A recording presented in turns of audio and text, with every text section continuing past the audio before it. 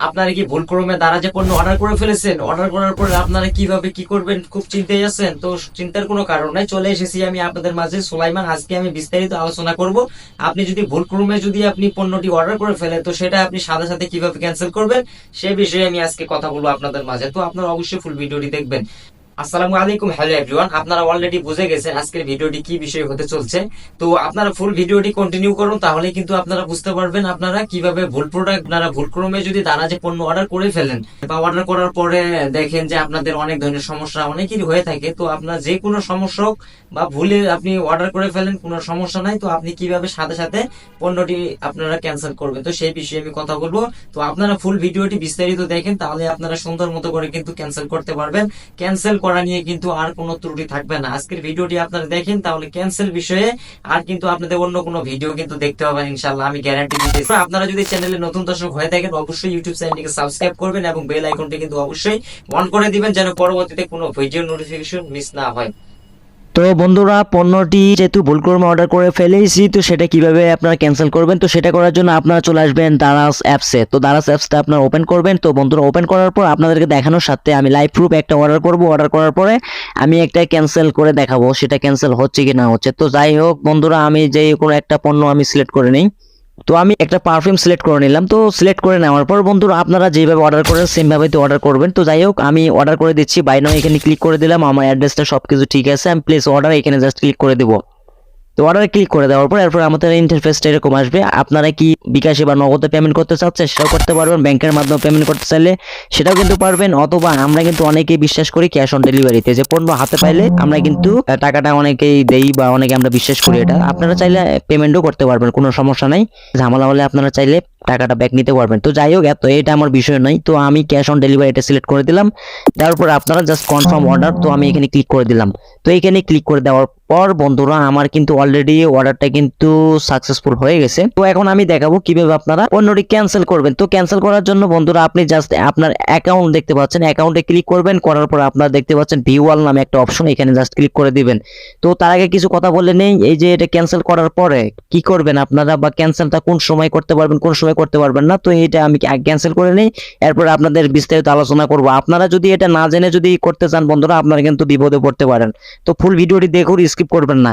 তো যাই হোক, আমি যেই পণ্যটি অর্ডার করছি, এই যে পারফিউমটা, জাস্ট যেই পণ্যটি আপনি ক্যান্সেল করতে চাচ্ছেন সেটার উপরে আপনি ক্লিক করে দিবেন। তো সেটার উপর ক্লিক করে দেওয়ার পর এখানে দেখতে পাচ্ছেন ক্যান্সেল নামে একটা অপশন, তো আপনার ক্যান্সেলে ক্লিক করে দিবেন।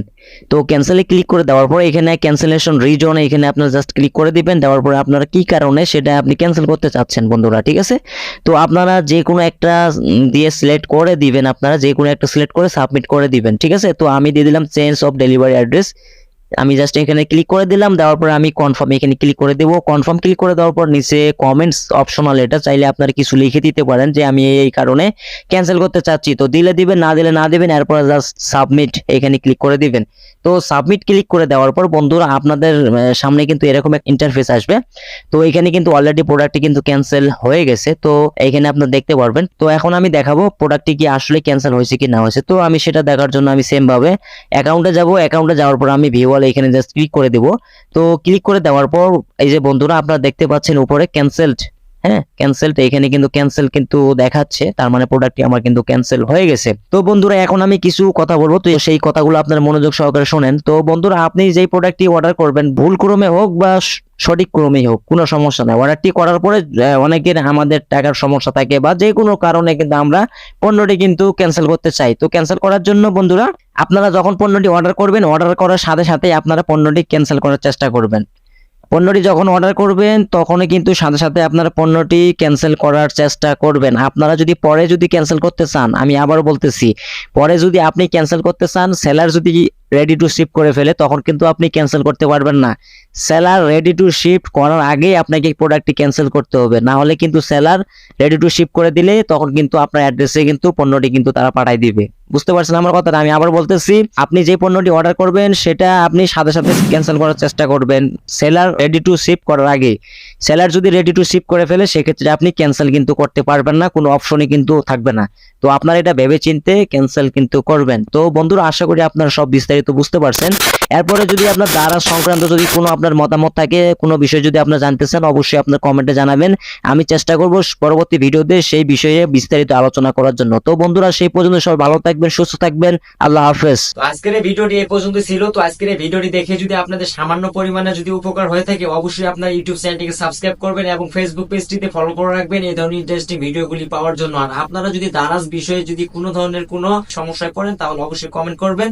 আমি সেই বিষয়ে পরবর্তীতে ভিডিও নিয়ে আসবো ইনশাআল্লাহ।